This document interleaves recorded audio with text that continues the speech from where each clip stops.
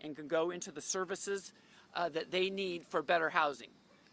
And if they refuse to do that, when we're down to the last people, WSDOT will enforce the law on it. But we are aiming to offer the services that meet the individual needs of each person. Some of the other things that we've done along the way have gotten more than 400 state identifications and driver's licenses, 106 birth certificates. Department of Social and Health Services has gotten 146 residents into state programs for food assistance and other benefits. All the things that people need in order to survive. So we're going to open it up for questions after we have a couple more speakers, and would love to answer as best we can. But I would like to call up right now Kelly Keenan from Catholic Charities, who's going to give us an update on the Catalyst project, which was really one of our cornerstones of rehousing people. Kelly? Right, thank you. Thank you, Council President, and good morning, everyone. So I'm here to give you all a few updates on our Catalyst project this morning. So at the end of the day yesterday, we had 52 participants enrolled at Catalyst, and so that reflects people who have exited from here at Camp Hope and moved into that supportive housing program. Participant move-ins were slowed slightly in January due to construction activities on the first 2 floors of the building, but we're happy to report that intakes have now resumed, and we've got additional move-ins scheduled this week and in the weeks going forward. When the project reaches full capacity, Catalyst will provide service-enriched emergency housing for up to 100 people at a time. In addition to emergency housing at Catalyst, participants are receiving meal and laundry services, case management, as well as employment and behavioral health services, and those things are all geared very specifically toward helping create pathways to stable housing after their stay at Catalyst. Medical providers are visiting Catalyst each week to help participants address their immediate health concerns, and our on-site staff are working with each participant on plans and goals for their longer range wellness. As another key component of our on-site services, recovery groups and addiction education sessions are being facilitated on-site each week, in addition to the provision of outpatient substance use disorder treatment. Catalyst represents a strategic enhancement to the emergency housing capacity in our community. And the purpose here is to increase options and to provide a secure platform from which folks can begin to work through what are extremely difficult circumstances. We're very excited to continue working with the providers here at Camp Hope and with many other service partners in the community to help create as many opportunities as we can to help people find dignified pathways to housing stability and to improved overall health. So from there, I think I'm going to pass it to Daniel from Revive. Yeah, Daniel Marte from Revive, Reentry. Welcome. Thanks. So I'm going to start with a quote. I'm just a human being trying to make it in a world that is rapidly losing its understanding of being human, and that's by John Trudell. And the reason I start with that is because this project for me has showed me that it's restored hope in Spokane for me personally. From the providers we've gotten the opportunity to work with, we've been on the ground out here with Jules Helping Hands, Slick, Compassion Addiction Treatment, and then us Revive, really helping people get into better situations. I will say we've been able to get some people into permanent housing, some of these transitional options. We also got some transitional housing coming out, similar to the Catalyst, but not. And we're doing great work, and people are getting hooked up with providers and all them things that the council member talked about. But it's just a start, right? Like, we're starting the work because, and the shelter opened up, we're in there too. But these are temporary places for people, and that's not a long-term solution, right? So what we need more of in Spokane is we have the lack of regular market rate housing, we have the lack of income-based housing, and we have the lack of permanent supportive housing. And these are the things that we really need to get ahead on when this project continues to evolve, to get people's housing needs met long-term. Because right now, we're starting the process, and we're putting people in these transitional places so we can get to those next steps. And there's funding behind us to get people into places, but there's nowhere to put people. So I think what we're doing is beautiful work, and I think all the people that have been involved, we're creating this beautiful thing, and it's amazing. But I think we got a lot more work to do. And I'm just going to keep it short like that because I'm super nervous right now, and I'm going to end with another quote. And the other quote is from Fred Hampton, and it says, "If you walk through life and you don't help anybody, then you haven't had much of a life. Thank you.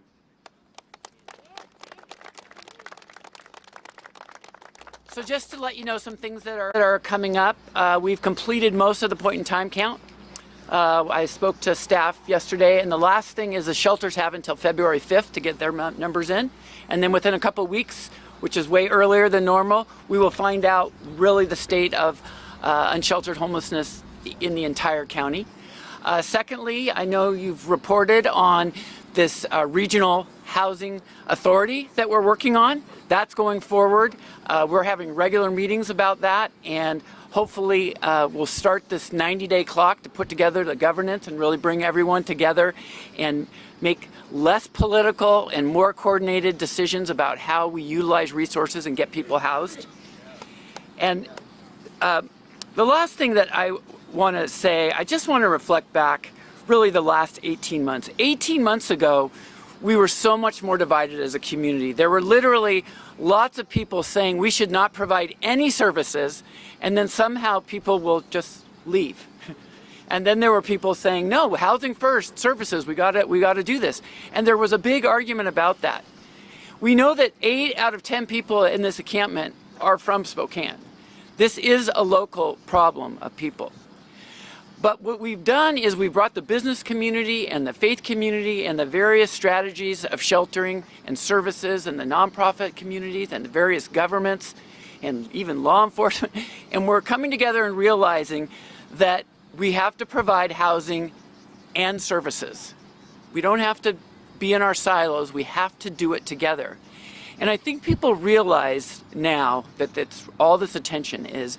There are thousands and thousands of people in Spokane who have mental health issues, who have substance abuse disorder issues, and frankly are engaged in antisocial activity. But most of them, the vast majority of them, are housed, and you do not see them. And they're not visible, and so we don't know what goes on behind their front doors.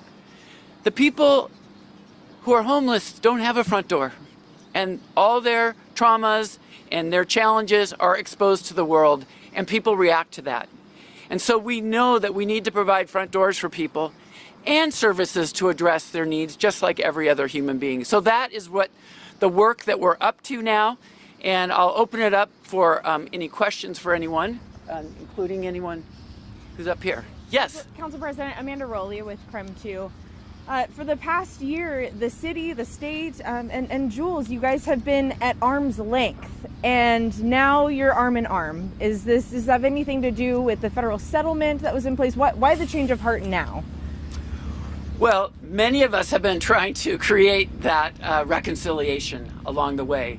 But I noticed that when there was money flowing to address the issue, and it wasn't a consciousness of scarcity, people started working together. And when we put aside some of our minor differences and focused on the outcome, which is people housed with services, living productive lives, it didn't matter who cared about why. And it's very similar to work I've been engaged in smart justice and criminal justice. Whether you want to have compassion for the person in the criminal justice system or the person who's the crime victim, it doesn't matter. Or if you want to save money, there are data-driven solutions. And that's where Camp Hope, because there are people in this neighborhood that want change. There are people in the camp that want change. And we have to pay attention to the needs of everybody. People who don't feel safe or secure, people who don't feel housed and secure in that way. We have to take care of all of it. And we've stepped back and we have a big enough vision now to encompass the needs of everybody. And we're kind of realizing that if we don't meet the needs of the neighbors and the businesses, we're not going to get there. If we don't meet the needs of the people who are homeless, we're not going to get there. And together. The lawsuits, I do want to note both of those, because the county withdrew theirs, and then there was a settlement between some of the people here and the city and the state. I don't know if it was the state and the county. So that got resolved. And it's so great because instead of lawyers like me doing things that don't actually move the needle, we have social workers and housing specialists moving the needle. Thank you. It's an important thing you touched on.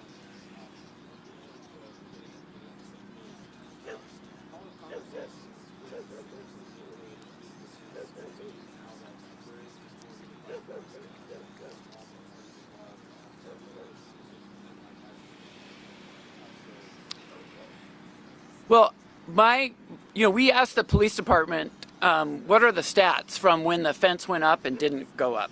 And so compared the 2 months after the fence went up to the 2 months before, calls for service went down 23%. So objectively, I can tell you that there's less going on. But my sense from talking to people in the neighborhood and businesses and the communication is there's been enough trauma and distress over the last year that they don't necessarily feel it or see it yet. And they're going to believe it when they really see it and do it. So I don't think we're not done with our communication and our healing as a community on that. And I think if you talk to them, they'll say, yeah, I just won't. And the truth is, in COVID times, crime is up all over the city.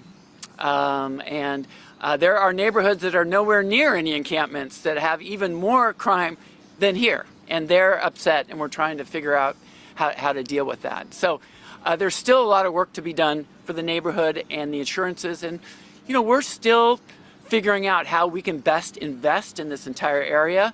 We did make some progress on the north-south corridor proposal to get money in the budget to put on-ramps and off-ramps here so this neighborhood gets to benefit. And the city's looking at other investments here. We're just talking about that because everybody needs to feel better. Yeah, that is a great question. For many years, we have neglected our housing stock for market rate and for affordable housing. Last year, the council put together a package of $10 million for permanently affordable housing that we have now put out to contractors to start doing. We're just about to announce another $4 million of permanent affordable housing. We just accepted grants for about $4 more million, and you might remember the council passed a bill of 0.1% sales tax for affordable housing, which is $7 million every year that's coming. So the solution to it long term is more and more permanent housing for those people who can't afford it, and more market rate housing that lowers rents and housing prices. We also, the council unanimously approved the Building Choices bill, which allows up to 4plexes on one parcel. That's going to help the housing. Just since that, in the 6 months that was in place, we've had 200 projects of individual units come forward into pre-development. And that is more than a quarter of what we would see in a year. And these are additional units, not just that. So that is happening, and we're all advocating at the legislature to do that statewide. But to get to the very specifics of this location, Department of Transportation has a protocol now of when they transition a camp of the people out of it to make sure that it doesn't spring up again. And whether it's fencing and security and other measures, they're successfully doing that in other parts of the state, and they're planning to do it here. Thanks, Amanda, again. So by the city being here today, with Jules Helping Hands, the state's here, does this now mean that everyone's come to the table and we're all on the same page? I would say we are mostly on the same page, and I give some space for people who aren't here. I think the biggest concern I have when people say, just give us a date, just tell us. And we can't do that yet because there are certain housing things that we have to get figured out for these medical folks. We need the tiny home village. We're getting closer. I think, I don't remember if Kelly said it, but something like 50 units are still available at Catalyst. We approved accepting housing navigators where they're taking people who are hard to rent to because they've got a bad record, but we put double deposits and things like that. Another 25 to 50 people there. There's other projects that are going. We're working on the RV park idea with WashDOT, someplace else not here, that's secure with fence and services so people could live there and not have a negative impact. We're still exploring the tiny home project that was in the plan that the mayor had. So that has to happen. I don't know how long exactly, but we have come down 500 people, and we've done the assessment, so we're on the trajectory. So that is the number one thing I hear is people say, just give me a date certain, Brian, and I can't do that. It'd be irresponsible to do that, but we're just so much closer. And what we have done is realize that it takes actual housing and actual services, and when we focus on people and not courts, we're much more likely to be successful. Thank you. Hi, Bronte.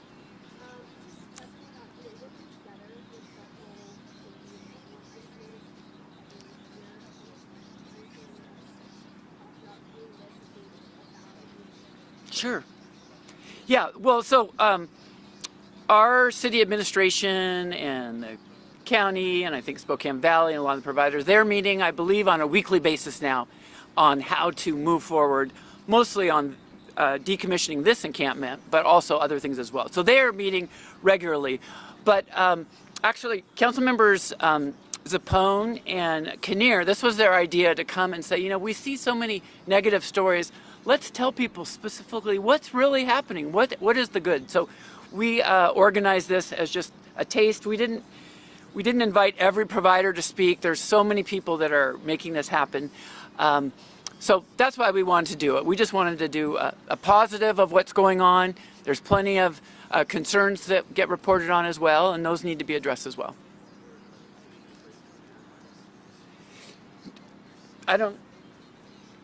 No, this wasn't intent. We didn't try to do a joint one and then they refused. We just wanted to council. They speak often at press conferences, and city council doesn't that often. So we decided we just wanted to come and really highlight all the good and thank all the people that are getting so much done for us all. Yep.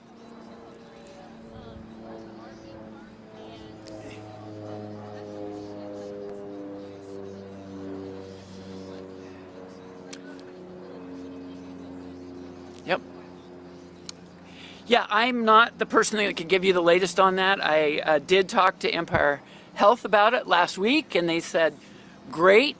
We don't currently, we've pretty much spent the money, initial money for the right-of-way project. So that is the challenge on that. But the legislature's in session. They've had great economic reports. We've been encouraged by our legislators, and when I spoke with the governor, he was encouraging.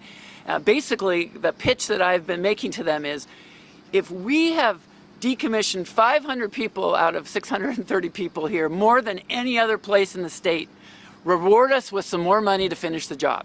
And so that's where we are. We need money on that. There's some conceptual ideas, but there's not a specific location. WashDOT has offered to work with us to get space. Empire Health says that they're still interested. So we just need the money and a provider to operate it, much like they do in Vancouver has them. They're very successful then. A lot of our council members visited those. So we just, people need housing, all different types. And the beauty of this project was to, rather than a one-size-fits-all, it was let's assess each person, find out their needs, and design an intervention for it.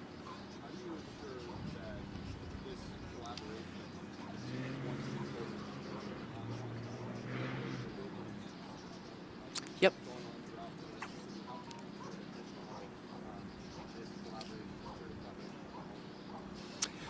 Well, the best reason is that it's been successful. And everybody agrees on that. They just want an answer. They want success. And so we can point to that. And again, the regional authority that we're putting together, that is meant to institutionalize it. So going forward, it's, as you know, it's based on Houston, and the conditions evolved, things changed, but the overall structure stayed the same.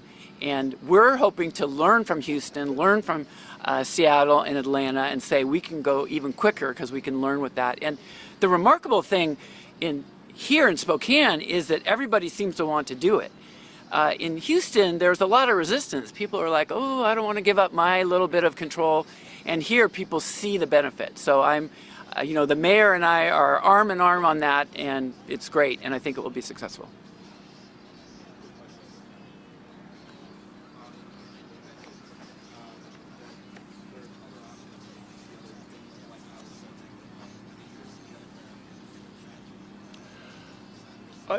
Yeah, sure. I guess I would say that we're certainly continuing to look for opportunities to add other kinds of permanent housing capacity in the community, and so we've got 132 new units that are planned for the local community here in the next 3 months, and then another 154 units that are across Eastern Washington that will be added in the next 18 months. So together, that's over 250 units in the eastern part of the state that we're sort of planning to bring online in the near term, and that's because we know there's a real need for a continuum of housing options, both across the temporary housing and sort of permanent housing end of that spectrum.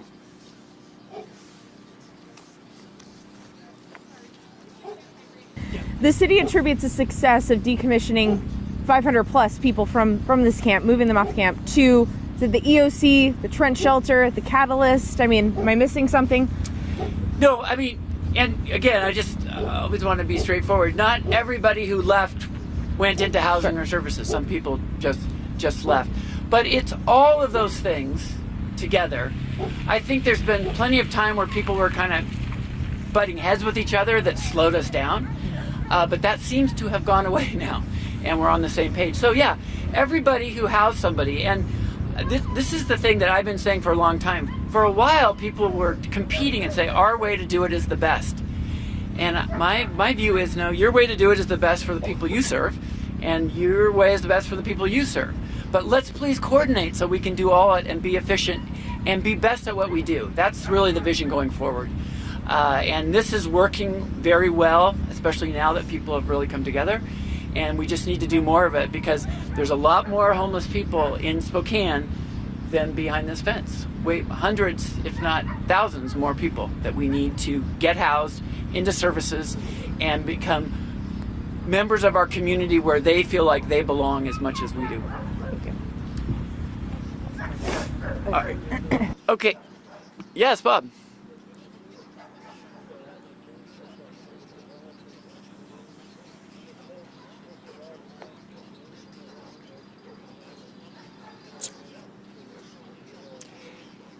So the question is there a question on when the camp will be fully decommissioned and there won't be anyone here?